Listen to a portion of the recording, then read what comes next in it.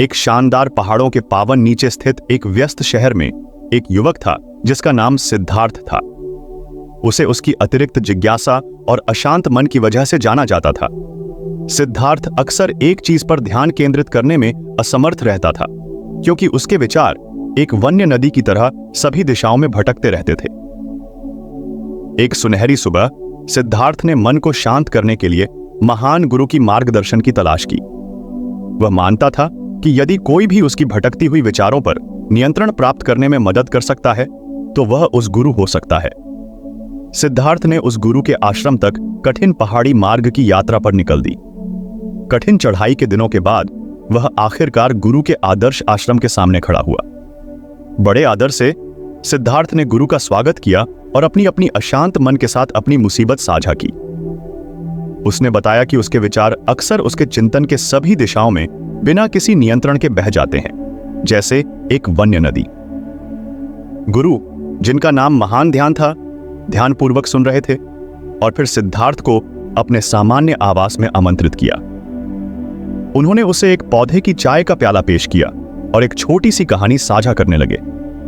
सोचो, महान ध्यान ने कहा, कि तुम्हारा मन एक साफ शांत झील की तरह है। अभी यह आपके विचारों के गुस्से से उत्कंठित और चिंतित है। इन लहरों को शांत करने के लिए आपको पहले इसके किनारे बैठकर और बिना निर्णय के इसका दर्शन करना होगा।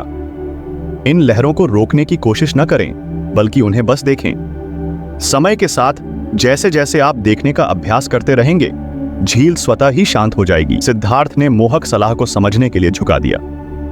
लेकिन अगर विचार बहुत मजबूत हों तो नियंत्रित करने का प्रयास करने पर भी? उसने पूछा। गुरु धीरे धीरे मुस्कुराए। बिल्कुल वैसे ही जैसे झील, मन भी बिना आसक्ति के दर्शन करने पर शांत हो जाएगा।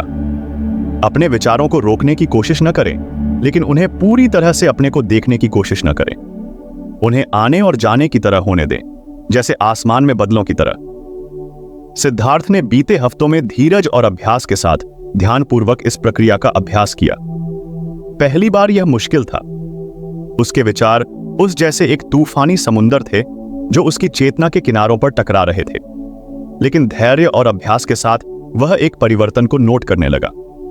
जब सिद्धार्थ अपना अभ्यास जारी रखा तो उसने महसूस किया कि उसका मन धीरे धीरे शांत हो रहा है।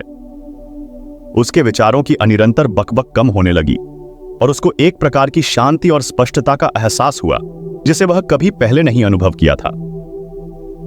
एक दिन एक शांत नदी के पास ध्यान करते समय सिद्धार्थ ने एक गहरा अद्भुत अनुभव किया।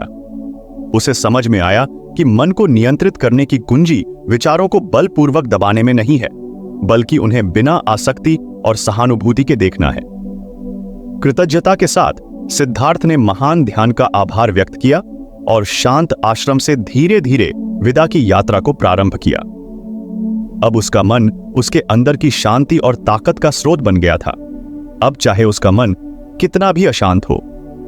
सिद्धार्थ की यात्रा हमें याद दिलाती है कि मन को नियंत्रित करना विचारों को बलपूर्वक दबाने का काम नहीं है, बल्कि उन्हें सहानुभूति और ध्यान के साथ देखना है।